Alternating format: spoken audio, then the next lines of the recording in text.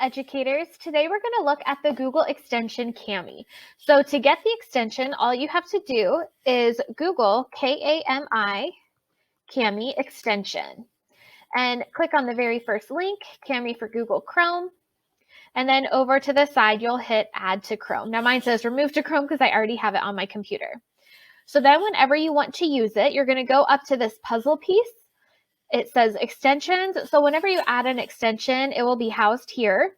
And so you can see all the Google extensions, and then you'll click on Kami to open it. And if you do want it off to the side, so the ones I use frequently, I usually put off to the side here. All you have to do is click the pin and it will add it right here for you. So when you open Kami, you will have to make an account. It's free to have an account, and you can use any email address. It doesn't just have to be a school email. You see that there's all these options. So the nice thing about Kami is that it allows you to interact with any PDFs, documents, anything like that. So you can open any Google document from your Google Drive. It also works with just other documents on your computer. So if you have a OneDrive set up, other files on your computer, you can also just open up a blank page. And so I'll do this for now to show you all the different options that you can do.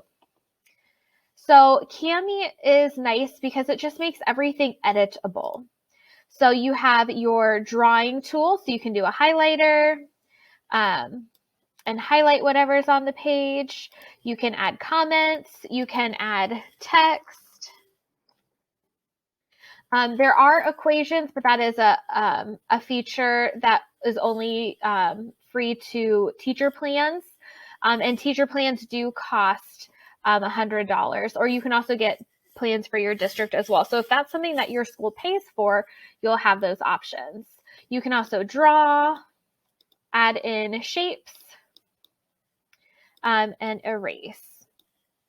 So I have used Kami a lot in my own classroom because a lot of times the information presented to students and that they have to complete is on a PDF.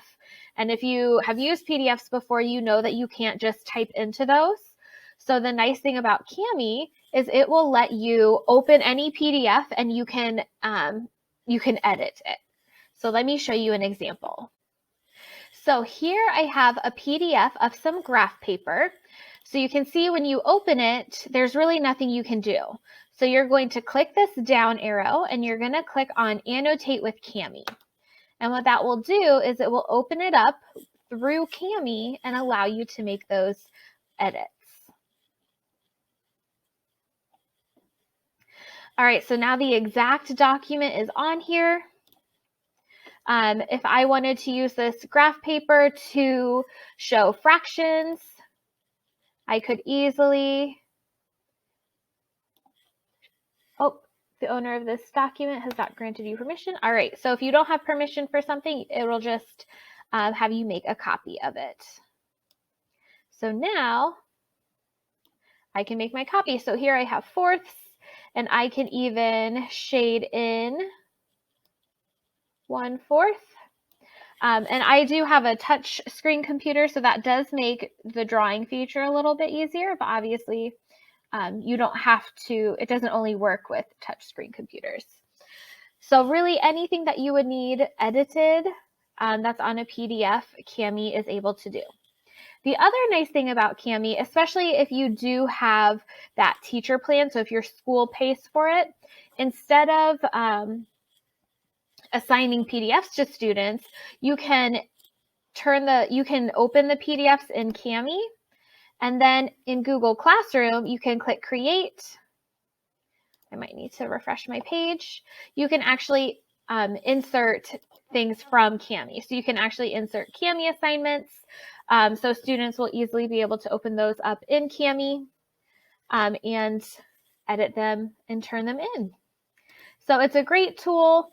It does connect to your Google Drive. So as soon as students make a Kami folder, it will automatically in their Google Drive have a Kami upload folder. And so whenever you save something, so whenever students click this Save to Drive, it will automatically save in their Kami upload folders. So what I've had students do in the past is had them share their Kami upload folder with me. So that way, anytime an assignment was saved in Kami, I automatically had access to that. The only issue I've ever ran into using Kami is it doesn't automatically save very frequently. So you do need to remind students to go in and save. They can save through their Google Drive, or they can download the assignments on their computer. I usually have them do Google Drive, but that's just a personal preference for me.